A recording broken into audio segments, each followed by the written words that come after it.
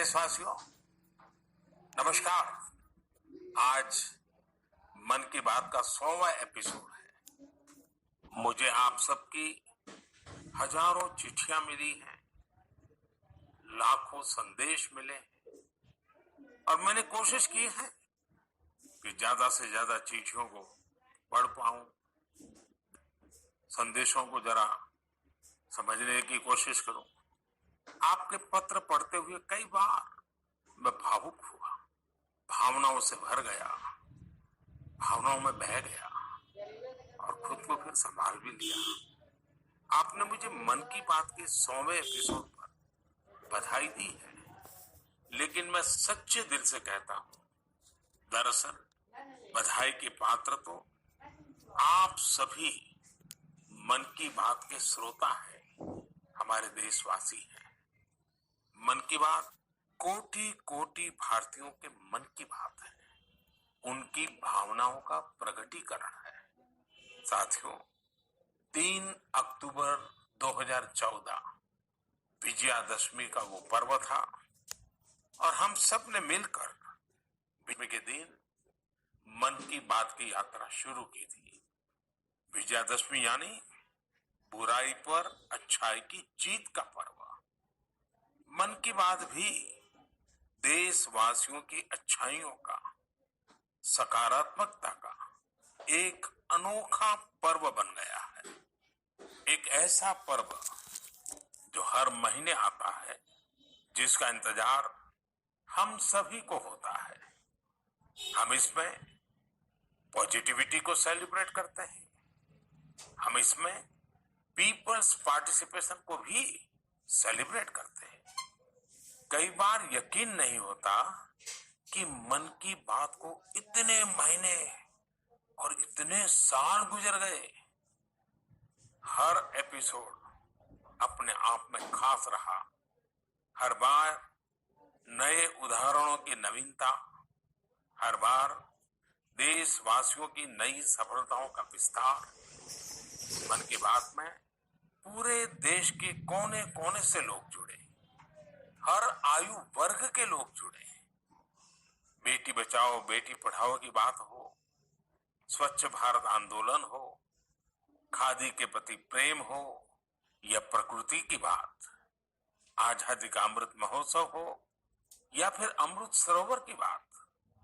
मन की बात जिस विषय से जुड़ा वो जन आंदोलन बन गया और आप लोगों ने बना दिया। जब मैंने तत्कालीन अमेरिकी राष्ट्रपति बराक ओबामा के साथ साझा मन की बात की थी, तो इसकी चर्चा पूरे विश्व में हुई थी। साथियों, मन की बात मेरे लिए तो दूसरों के गुणों की पूजा करने की तरह ही रहा है। मेरे एक मार्गदर्शक थे, श्री लक्ष्मण राव जी नाम था। हम उनको वकील साहब कहा करते थे। वो हमेशा कहते थे कि हमें दूसरों के गुणों की पूजा करनी चाहिए। सामने कोई भी हो, आपके साथ का हो, आपका विरोधी हो, हमें उसके अच्छे गुणों को जानने का, उनसे सीखने का प्रयास करना चाहिए। उनकी इस बात ने मुझे हमेशा प्रेरणा दी है। मन की बात दूसरों के गुणों से सीखने का बहुत बड़ा माध्यम बन गई है। मेरे प्यारे देशवासियों, इस कार्यक्रम ने मुझे कभी भी आपसे दूर नहीं होने दिया।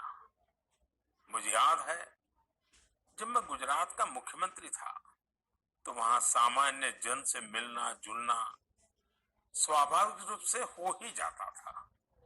मुख्यमंत्री का कामकाज और कार्यकाल ऐसा ही होता है, मिलने जुलने के अवसर बहुत मिलते रहते हैं। लेकिन 2014 में दिल्ली आने के बाद मैंने काम का स्वरूप अलग, दायित्व अलग, स्थितियां परिस्थितियों के बंधन, सुरक्षा का तामझाम, समय की सीमा, शुरुआती दिनों में कुछ अलग महसूस करता था।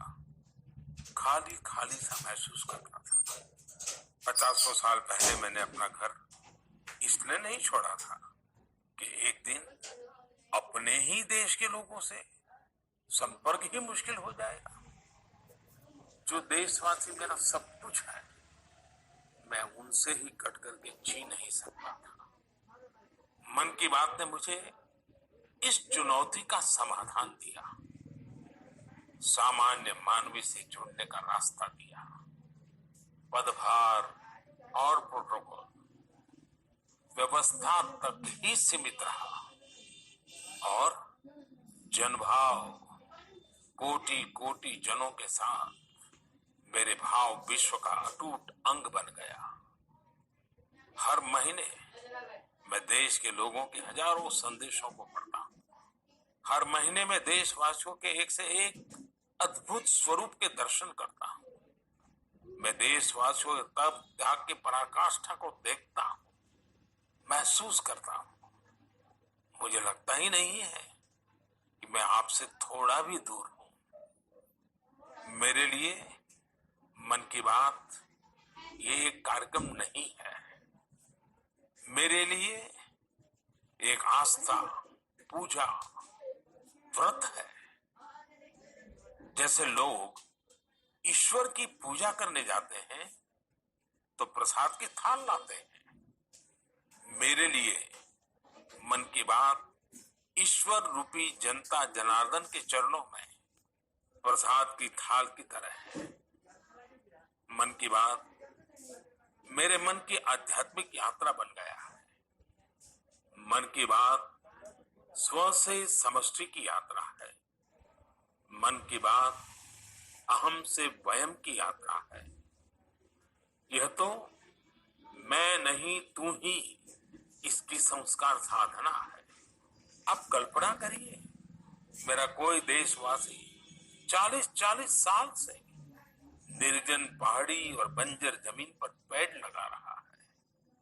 कितने ही लोग 30-30 साल से जल संरक्षण के लिए बावड़ियां और तालाब बना रहे हैं, उसकी साफ सफाई कर रहे हैं। कोई 25-30 साल से निर्धन बच्चों को पढ़ा रहा है, कोई गरीबों की इलाज में मदद कर रहा है। कितनी ही बार मन की बात में इनका जिक्र करते हुए मैं भावुक हो गया हूं। आकाशवाणी के साथियों को कितनी बार इसे फिर से रिकॉर्ड करना पड़ा है। आज पिछला कितना ही कुछ आंखों के सामने आए जा रहा है। देशवासियों के इन प्रयासों ने मुझे लगातार खुद को खपाने की प्रेरणा दी है। साथियों, मन की बात में जिन लोगों का हम जिक्र करते हैं, वे सब हमारे हीरोज हैं, जिन्होंने इस कार्यक्रम को जीवंत बनाया है। आज जब हम 100वें एपिसोड के पड़ाव पर पहुंचे हैं, तो मेरी ये भी इच्छा है कि हम एक बार फिर इन सारे हीरोज के पास जाकर उनकी यात्रा के बारे में जानें। आज हम कुछ साथियों से बात भी करने की कोशिश करेंगे। मेरे साथ जुड़ रहे हैं हरियाणा के भाई सुनील जगलान जी। सुनील जगलान जी का मेरे मन पर इतना प्रभाव इसलिए पड़ा क्योंकि हरियाणा में जेंडर रेशियो पर काफी चर्चा होती थी और मैंने भी बेटी बचाओ बेटी पढ़ाओ का अभियान हरियाणा से ही शुरू किया था। और इसी बीच जब सुनील जी के सेल्फी विद डॉटर कैंपेन पर मेरी नजर पड़ी तो मुझे बहुत अच्छा लगा। मैंने भी उनसे सीखा और इसे मन की बात में शामिल किया। देखते ही देखते सेल्फी विद डॉटर एक ग्लोबल कैंपेन में बदल गया और इसमें मुद्दा सेल्फी नहीं थी, टेक्नोलॉजी नहीं थी, इसमें डॉटर को, बेटी को प्रमुखता दी गई थी। जीवन में बेटी का स्थान कितना बड़ा होता है, इस अभियान से यह भी प्रकट हुआ। ऐसे ही अनेकों प्रयासों का परिणाम है कि आज हरियाणा में जेंडर रेशियो में सुधार आया है। आइए आज सुनील जी से ही कुछ गप मार लेते हैं। नमस्कार सुनील जी। नमस्कार सर, मेरी खुशी बहुत बढ़ गई है सर आपकी आवाज सुनकर। Sunil ji, selfie with daughter हर किसी को याद है। अब जब इसकी फिर चर्चा हो रही है तो आपको कैसा लग रहा है? प्रधानमंत्री जी, ये असल में आपने जो हमारे प्रदेश हरियाणा से पानीपत की चौथी लड़ाई बेटियों के चेहरे पे मुस्कुराहट लाने के लिए शुरू की थी, जिसे आपके नेतृत्व में पूरे देश ने जीतने की कोशिश की है, तो वाकई ये मेरे लिए और हर के पिता और बेटियों को चाहने वालों के